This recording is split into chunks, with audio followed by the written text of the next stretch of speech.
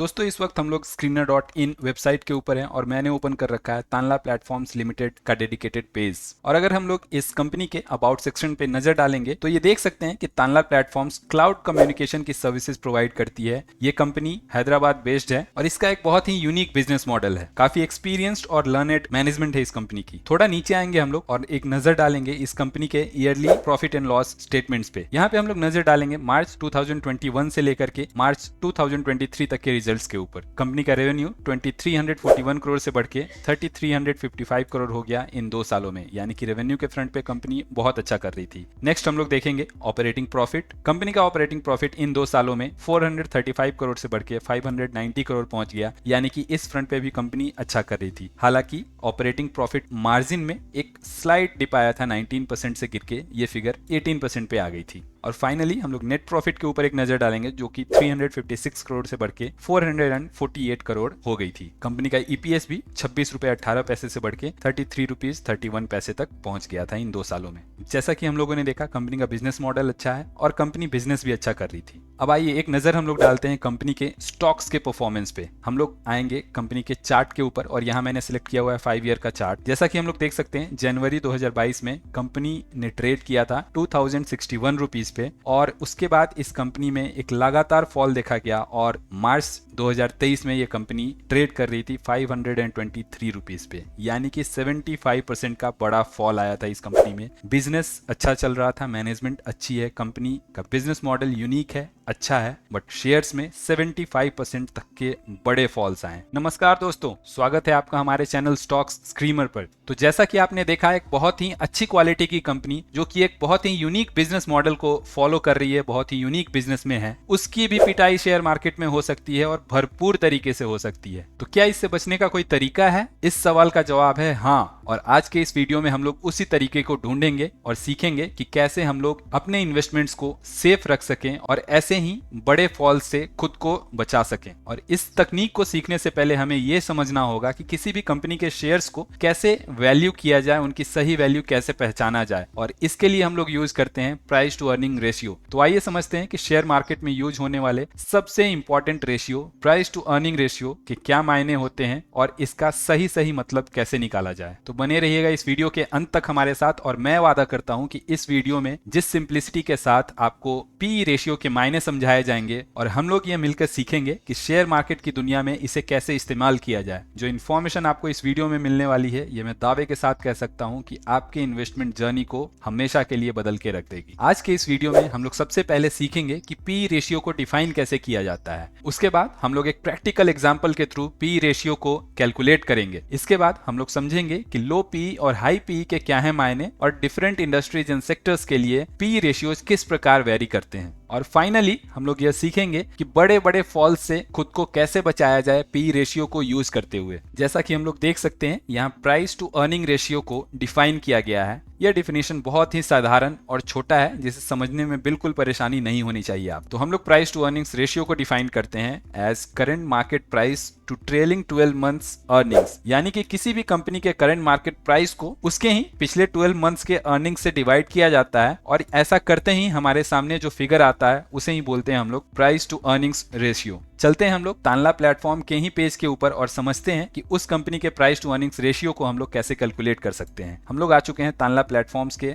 Yearly profit and loss statement के ऊपर और जैसा कि हम लोग देख सकते हैं ये टीटीएम यानी कि ट्रेलिंग 12 मंथ्स के फिगर्स हैं। अब जैसा कि हम लोग जानते हैं कि शेयर्स के करंट प्राइस को अगर हम लोग ट्रेलिंग 12 मंथ्स के अर्निंग पर शेयर यानी कि 40.04 रुपीज से डिवाइड करेंगे तो हमारे पास प्राइस टू अर्निंग रेशियो निकल के आ जाएगी। तो देख लेते हैं हमारा जो करंट प्राइस चल रहा है वो है 932 एंड 40.04 रुपीज है ईपीएस। तो हम लोग कैलकुलेट कर लेते हैं हमारा प्राइस टू अर्निंग्स रेशियो। मैं डिवाइड करूंगा 932 को 40.04 से, तो जो हमारा प्राइस टू अर्निंग्स रेशियो का फिगर निकल के आ रहा है वो है 23.27। अपने कैलकुलेशन को हम लोग कंफर्म कर सकते हैं screener.in के टॉप सेक्शन में दिए हुए स्टॉक पी के वैल्यू को देख के। 23.3 है और हमारे कैलकुलेशन के हिसाब से भी यही फिगर निकल के आ रही थी। हालांकि दोस्तों आपने कैलकुलेशन सीख लिया बट आपको खुद से हर बार कैलकुलेट करने की जरूरत नहीं है। आप किसी भी शेयर के ऊपर जाएंगे तो यहाँ पे आपको लिस्टेड मिल जाएगा स्टॉक पी।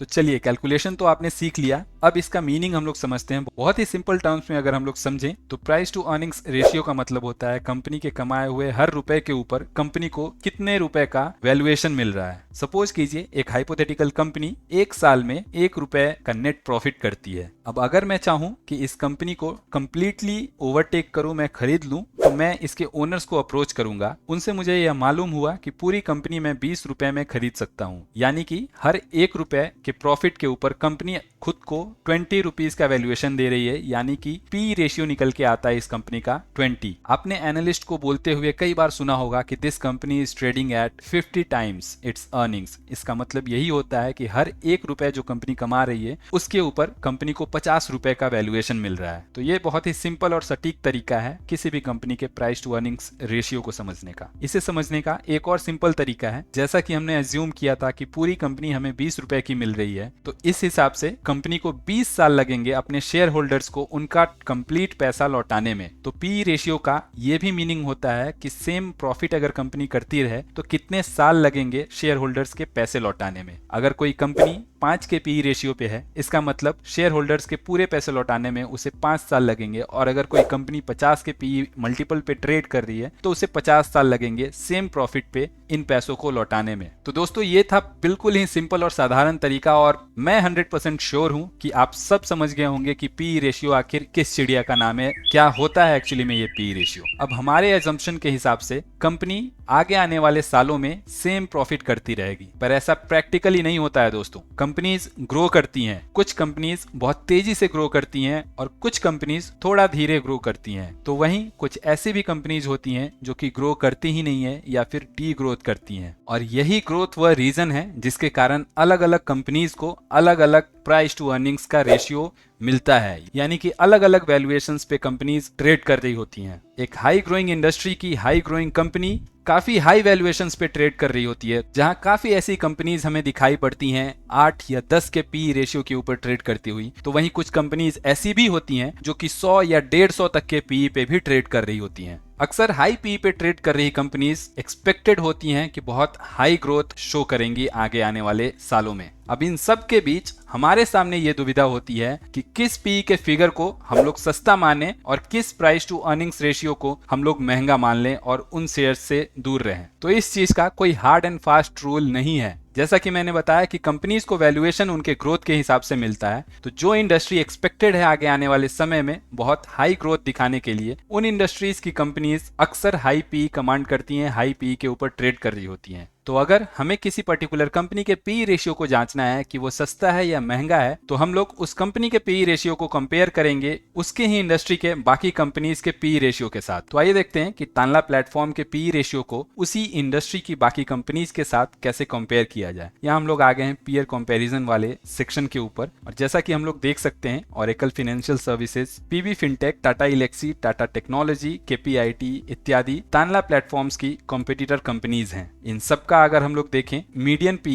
39.7 निकल के आता है, यानी कि इंडस्ट्री की बाकी कंपनीज ऑलमोस्ट 40 के पी पे ट्रेड कर रही हैं। तो वहीं अगर हम लोग तानला प्लेटफॉर्म्स के पी को देखें तो ये 23.29 है आज के रेट में, यानी कि यह कंपनी अपने पीयर्स के कंपैरिजन में, अपने ही सेक्टर की बाकी कंपनीज के कंपैरिजन में अभी सस्ते वैल्यूएशंस पे ट्रेड कर रही है, सस्ते पी रेशियो के ऊपर ट्रेड कर रही है। तो ये होता है तरीका देखने का कि कोई भी कंपनी पी रेशियो के टर्म्स में अभी हाई वैल्यूएशंस पे ट्रेड कर रही है या फिर वैल्यूएशंस कंफर्टेबल हैं। यहाँ पे ये चीज जरूर ध्यान रखनी है दोस्तों कि आप किसी कंपनी को उसी सेक्टर की बाकी कंपनीज के अगेंस्ट में कंपेयर कर रहे हैं, ना कि दूसरे सेक्टर की कंपनीज के साथ। क्योंकि अगर हम लोग मार्केट में टमाटर खरीदने भी जाते हैं तो उसके भाव को हम लोग बाजू वाले शॉप के टमाटर से ही कंपेयर करते हैं, ना कि किसी और सब्जी से। तो इसीलिए पी रेशियो का कंपैरिजन हमेशा सेक्टर के भीतर ही होना चाहिए। इन सब के अलावा कुछ कंपनीज ऐसी भी होती हैं जो कि अपने सेक्टर में अकेले ही बिजनेस कर रही होती हैं, या फिर मुश्किल से 1 या 2 और कंपनीज होती हैं उन सेक्टर्स में। उदाहरण के तौर पे हम लोग आईआरसीटीसी के बिजनेस को देखेंगे। अपने इंडस्ट्री में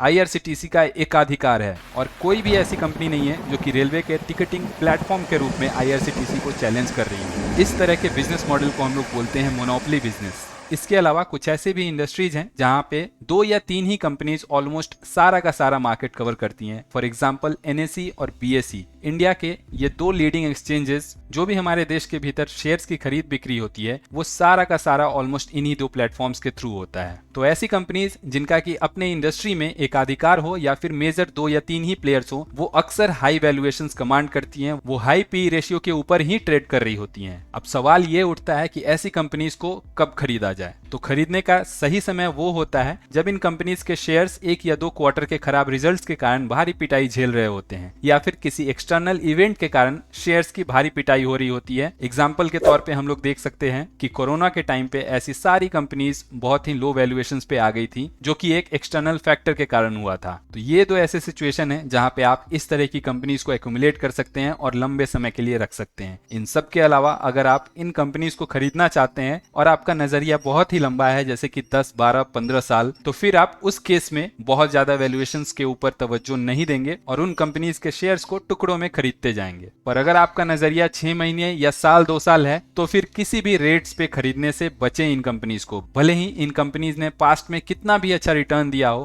पर बहुत ज्यादा हाई वैल्यूएशंस पे अगर आप खरीद लेते हैं और किसी कारणवश शेयर्स की पिटाई होती है तो फिर आपको भारी नुकसान भी हो सकता है अगर आपका होल्डिंग पीरियड बहुत छोटा रहता है। तो अब चलते हैं हमारे आखिरी और सबसे महत्वपूर्ण सेक्शन की तरफ, जहां पे मैं आपको बताऊंगा कि कैसे हम लोग पी रेशियो को यूज करें ताकि हम लोग 1 या 2 क्वार्टर के खराब रिजल्ट्स के कारण ग्रोथ के शेयर्स में हो रही भारी पिटाई से खुद को दूर रख सकते हैं। इस चीज को सीखने के लिए हम लोग थोड़ा सा मॉडिफिकेशन करेंगे पी रेशियो में और इसे बनाएंगे P ratio for 5 years. P ratio 5 years को कैलकुलेट करने के लिए हम लोग करंट प्राइस को लेंगे और फिर हम लोग करंट अर्निंग्स या फिर ट्रेलिंग 12 मंथ्स की अर्निंग्स को ना लेकर बीते 5 सालों के एवरेज अर्निंग्स को लेंगे और फिर कैलकुलेट करेंगे पी 5 इयर्स। पी 5 इयर्स के रेशियो को यूज करने का सबसे बड़ा फायदा ये होता है कि अगर किसी कंपनी ने बहुत ही रिसेंटली बहुत हाई ग्रोथ दिखा दिया हो, नेट प्रॉफिट बहुत ज्यादा बढ़ गया हो, तो उस समय कंपनी के शेयर्स बहुत ही लो पी वैल्यूएशन शो करने लगते हैं। सपोज कीजिए हमारी कंपनी जो 1 रुपए का प्रॉफिट कर रही थी वो एक ही साल में 2 रुपए का प्रॉफिट कर डालती है। इस प्रॉफिट में आए अचानक से ग्रोथ के कारण कंपनी का पी जो कि पहले